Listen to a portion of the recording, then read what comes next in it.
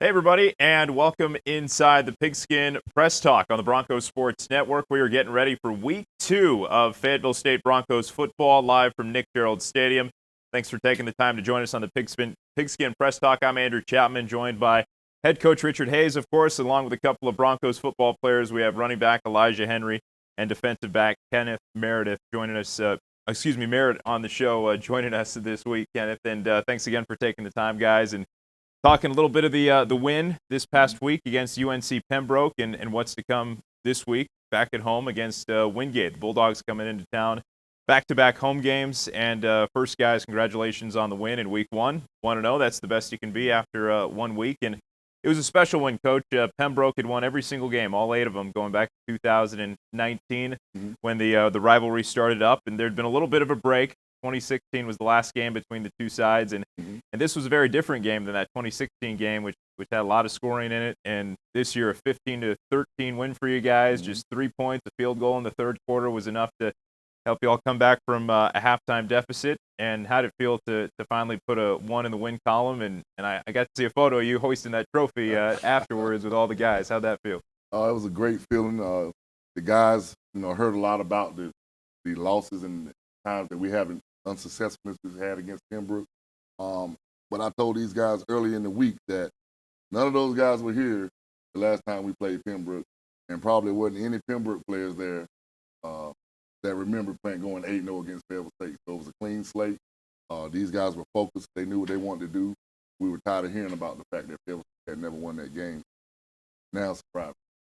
Second half, it was a defensive showcase from you guys, and there was a lot of graduates from last year's team going into this year. A lot of different players to replace. Of course, Keyshawn James, Joshua Williams, a couple of those guys on the defensive end. But 1 for 12 on third down, Pembroke was throughout the game. 5 sacks, a couple of those coming up big in the fourth quarter to shut down any hope of a Pembroke come-from-behind drive. What did you think about the defense as a unit and what they put together in that second half to help you guys win the game? I think they put on a decent show for the first game. We still made a lot of mistakes that we have to fix. But I think up front, those guys figured it out. We didn't have any film on Pembroke early, and we didn't know anything about what they were going to do. So it was kind of feeling out in the first half. And we figured out once we got feeling for what they were trying to do to us, the guys just pinned their ears back, and they were a pass-heavy team anyway. So we were able to pin our ears back, get some pressure on that quarterback, seal the game. Yeah, Kenneth, it seemed like that connection for Pembroke was working in the early going as you guys tried to feel it out. They had Trey Dixon, Rodney Smith, who got the majority of their catches and their yards in that first half. But then there was that adjustment. And from your vantage point in the secondary, what do you think led you guys to really shutting down their pass game in that second half? I mean, like you said, the first half, we was, getting a feel for them, trying to see what they like to do, what they didn't like to do, third down, where they like to throw the ball. Like, so, after that, I say first, second quarter, once we start, getting our groove. Second half, then we knew how to fix the problems. Then we just locked in from there. It was a great crowd, Ellijah, at the stadium on Saturday night. Full student section, good visiting crowd, traveled as well for Pembroke. Band was going. And no doubt you had some energy coming out of the tunnel. I think your first carry of the night, you were pointing to the student section, and we loved your energy on the broadcast. And where'd that energy come from for you, and how'd you kind of feel getting the rock the first couple of times during the first half? Yeah, it was just the anticipation of the game. We worked our butts off, all summer. In the spring, we had a really good camp as a team, things like that. And our team this year, I think our team this year actually needed that crowd. Like, we have a lot of new guys on the team who never really seen the atmosphere here at FSU. So I really think the crowd and hyping them up, and the first couple of carries for me being great and being positive and things like that. Me getting the first kickoff return.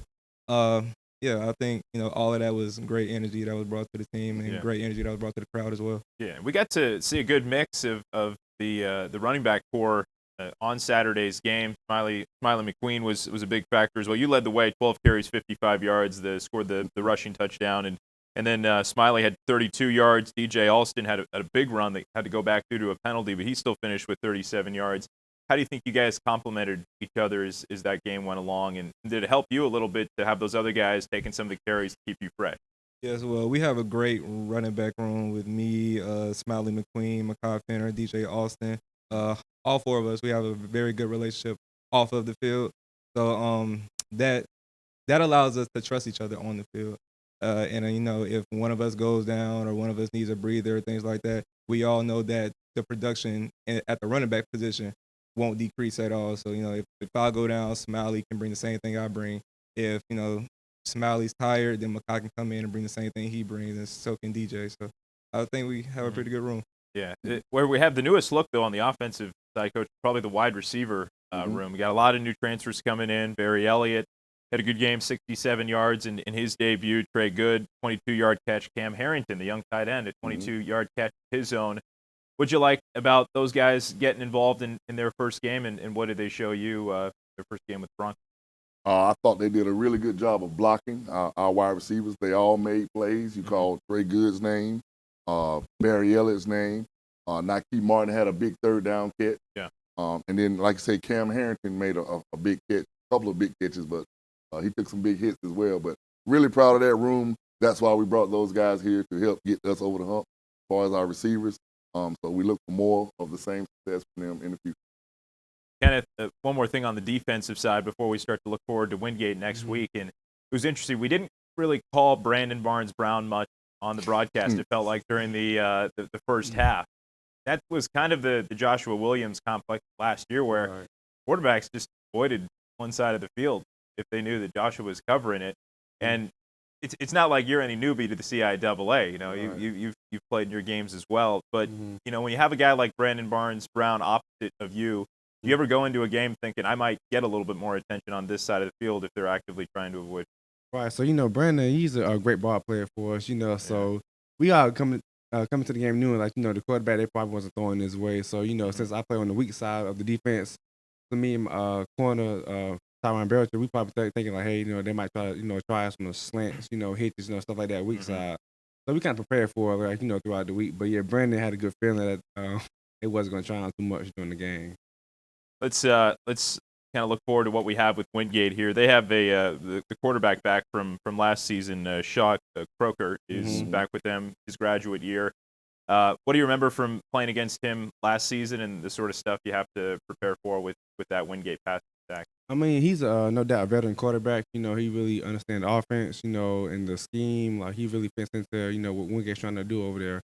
And we have a great deal of respect for him. We just have to prepare for him, know what to expect. Like you said, we played him the last couple of years, so we kind of have a feel for what he likes to do, stuff like that. So, but nonetheless, he's a great quarterback, and we have to prepare for him. Coach, what do you think is the biggest thing going into week 2 here that you think as a group you need to clean up? Obviously, there was a couple things on special teams, not a ton of penalties, but a couple of significant penalties. What are the big things that you're looking towards this week at Wingate that you want to try and clean up a bit? Definitely our kicking game. That's something that kind of surprised me, the ineffectiveness of our kicking game on last Saturday. But I'm sure Elton and Jacob did a great job punting. But our operation time and the line up front protector for the PAT field goal unit, we've been working on that all week. A couple other things was in our secondary, we had a couple new guys that were kind of off a little bit. So those are the type of things we have to fix this week. We're going to get some experienced quarterback. We felt like a couple of years ago we got some good pressure on him, Shaw Crocker. Last year we got some pressure on them late, but they had a big lead on us. So we feel like if we can just weather that storm early in the game that they're going to bring, we know they're going to bring. If we can weather that storm, we'll be fine. Kahari Lane had one of his biggest passing games of the season on the road last year at Wingate. He threw for almost 350 yards. He threw 3 touchdowns. At Pembroke, against Pembroke, I should say, last weekend, it was the first game in his Bronco career where he didn't have a pass. So you think that you need a similar type of game out of Kahari Lane this time around at home, one of those big passing games to take down a team like Wingate, or what are you expecting out of your quarterback play? I expect Kahari to do what Kahari does, read the defense and make the best play available. Take what the defense is giving him and not force it. That's kind of the reason why he's been low on his turnovers, is that he doesn't try to force that ball. We kind of know what they do in the back end of their defense in the secondary. He feels comfortable with that, so we'll have to see. say, Ellijah, what do you think this win against Pembroke does for a group that is relatively young, kind of get new guys in leadership roles this year? Beating Pembroke for the first time ever probably does your confidence a lot of good going into this Wingate game, and then saying, hey, we can hang with anybody in our conference if we're beating programs like theirs.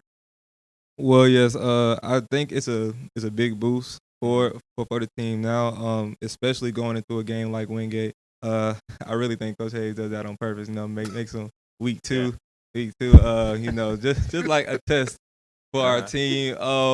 But yes, we definitely respect Wingate as a program. We know what kind of program they are. We know what kind of team they're going to bring. So yeah, I think we're going to be good going into it, especially coming off the big win. Yeah, on the field last year, Kenneth, what do you remember from kind of a physicality element in that game, battling with them?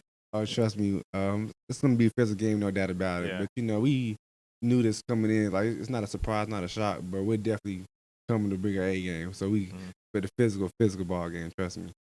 Well, it should be a fun one again. A great start to the 2022 season. A low-scoring 15-13 win for the Broncos Week 1 against UNC Pembroke and another big program in Wingate coming into town. But back in front of that hometown crowd this weekend, Saturday night, Nick Gerald Stadium, 7 o'clock kickoff. It is the Broncos and the Bulldogs Week 2 of the regular season. So come on out, support FSU. It is the three guys joining me here today. It's Ellijah Henry. We got Kenneth, Merritt, and the head coach, Richard Hayes, hanging out with us on the Pigskin Press Talk. Thanks so much, guys, for taking the time, and good luck this weekend against Wingate. Thanks for having us. Thank you.